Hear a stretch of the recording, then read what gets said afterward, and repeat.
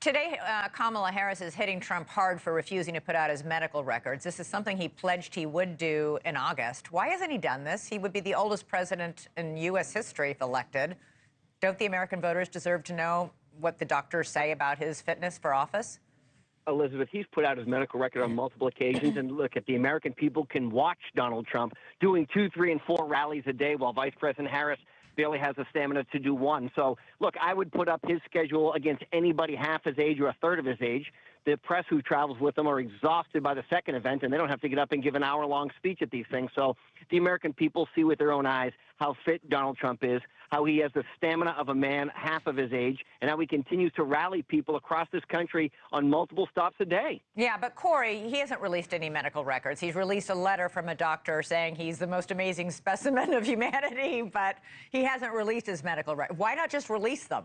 But Ronnie Jackson, the former physician to both Barack Obama and Donald Trump, has put out a record that says Donald Trump is in incredible health. So we know that. And Elizabeth, they're not records, though.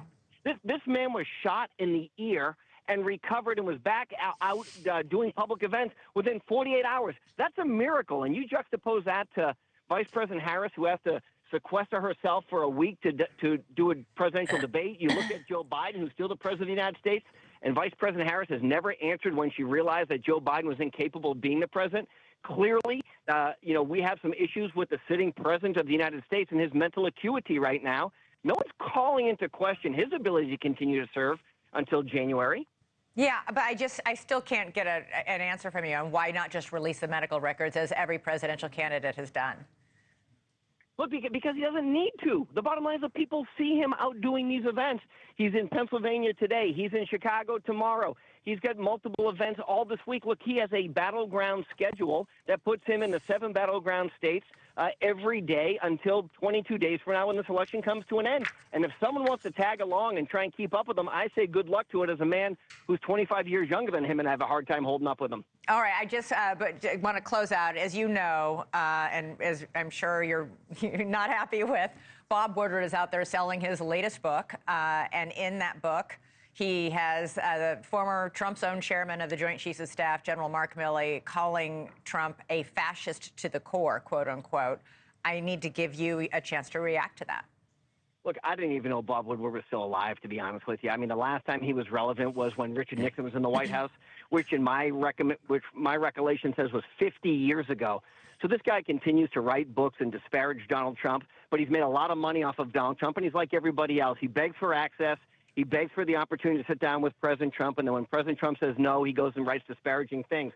People are so tired of this. They really are. You know, no one cares what Bob Woodward thinks or what's in his book. What they care about is the fact that they can't put food on their own table. They can't fill up their cars. Home heating oil is too expensive in my home state of New Hampshire as we come into the fall here. And people want economic relief, and more than that, they also want national security, which means you close the border and you make sure illegal aliens who are convicted murderers and rapists are no longer coming into this country. How much more are you going to be? Are you going to be in Pennsylvania a lot in the next 22 days? Oh, my goodness. Look, I think I'm going to establish a residency in Pennsylvania. We're here so much. Look, it's a great state. Yeah. It's done very well by us. But, look, we're going to be in Michigan. We're going to be in Wisconsin. You know, we were just on the West Coast doing an event in Arizona. I think that was yesterday, if my memory serves me. All the days kind of blend together. But, look, Donald Trump has a hellacious schedule. And at the end of this thing, maybe I'll write another book and show how tenacious he has just been on the campaign trail. All right, Corey Lewandowski, great to talk to you. Thanks so much. Thanks so much for watching. Go to joinnn.com to find NewsNation on your television provider. And don't forget to click the red subscribe button below to get more of NewsNation's fact-driven, unbiased coverage.